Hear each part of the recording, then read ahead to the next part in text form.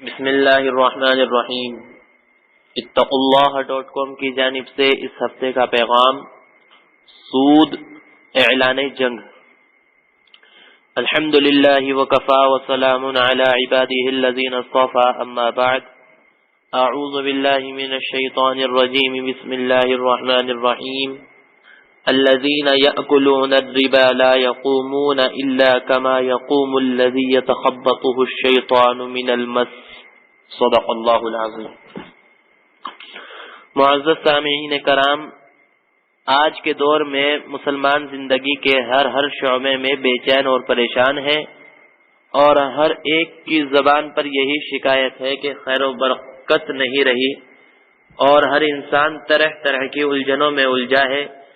جس قدر ان پریشانیوں اور الجھنوں کو دور کرنے کی جد و جہد کی جا رہی ہے، اسی قدر اس میں اضافہ ہو رہا ہے۔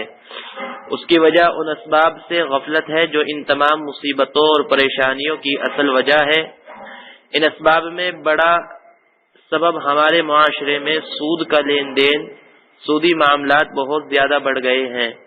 ایک دور تھا کہ اگر معلوم ہو جاتا فلاں شخص سود کا لین دین کرتا ہے، لوگ اس سے بات کرنا بھی گوارا نہیں کرتے تھے، اس کی کسی تقریب میں شرکت نہیں ہوتی تھی، پورے معاشرے میں ایسا شخص ذلیل و رسوا ہوتا تھا۔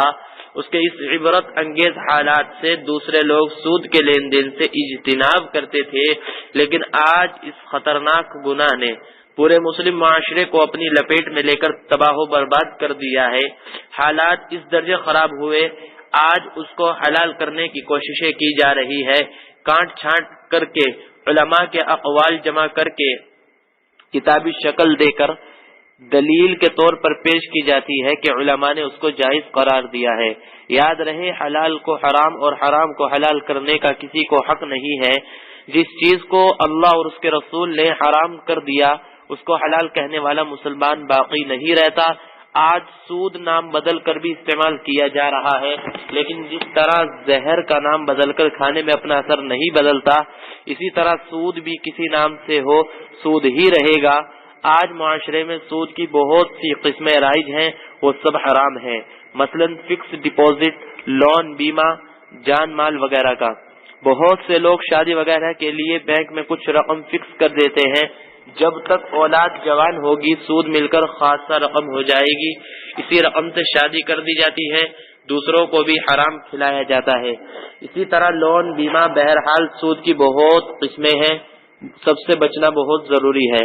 قرآن و حدیث میں کفر و شرک کے بعد سب سے زیادہ سخت سزائیں سود کھانے والے یا اس کا لین دین کرنے والے پر آئی ہے۔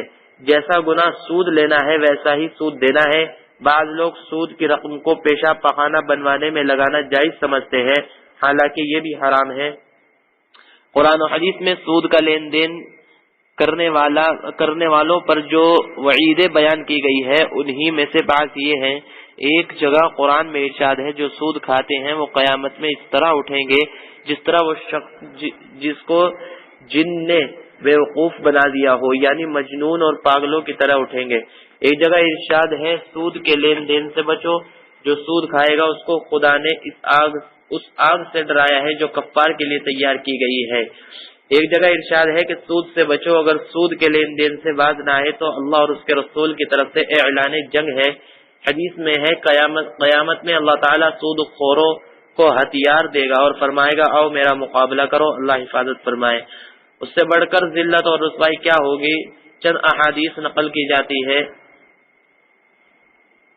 اس سے اندازہ ہوگا کہ سود کا لین دین کیسا شدید گناہ ہے۔ حضرت عبداللہ ابن مسعود رضی اللہ عنہ سے روایت ہے، آپ صلی اللہ علیہ وسلم نے ارشاد فرمایا کہ سود کے 73 درجات ہیں، جن میں سے کم درجہ یہ ہے کہ کوئی اپنی ماں سے زنا کرے۔ ماں سے زنا کرنا کتنا بڑا گناہ ہے، یہ سود کا سب سے کم درجے کا گناہ ہے 73 میں سے۔ اس سے اندازہ لگا لیں آخری درجے کا گناہ کتنا شدید ہوگا۔ جب آپ صلی اللہ علیہ وسلم معراج میں تشریف لے گئے، ایک جماعت پر آپ صلی اللہ علیہ وسلم کا گزر ہوا جن کے پیٹ مکانات کی طرح تھے اور ان میں سانپ بھرے ہوئے تھے۔ جبریل امی سے آپ صلی اللہ علیہ وسلم نے معلوم کیا تو حضرت جبرائیل نے بتایا کہ سود خوار لوگ ہیں۔ آپ صلی اللہ علیہ وسلم نے لعنت فرمائی سود لینے اور دینے والے پر، اس کے لکھنے والے اور گواہ بننے والے پر آپ صلی اللہ علیہ وسلم نے ارشاد فرمایا، اللہ تعالیٰ نے 4 آدمیوں کے بارے میں اپنے اوپر لازم کر لیا ہے، ان کو جنت میں داخل نہ فرمائیں گے، ان میں سے ایک سود کا لین دین کرنے والا بھی ہے۔ آپ نے ارشاد فرمایا، جب کسی قوم میں سود کا لین دین ہوتا ہے تو ضرور اللہ تعالیٰ ان پر مہنگائی مسلط کر دیتے ہیں۔ بہرحال سود کے معاملے میں بہت سخت وعیدیں ہیں، ان عذابات سے بچنے کے لیے توبہ اور صدقے کی ضرورت ہے۔ اللہ تعالیٰ سب مسلمانوں کو سود کے لین دین سے حفاظت فرمائے، آمین۔ وآخر دعوانا ان الحمد للہ رب العالمین۔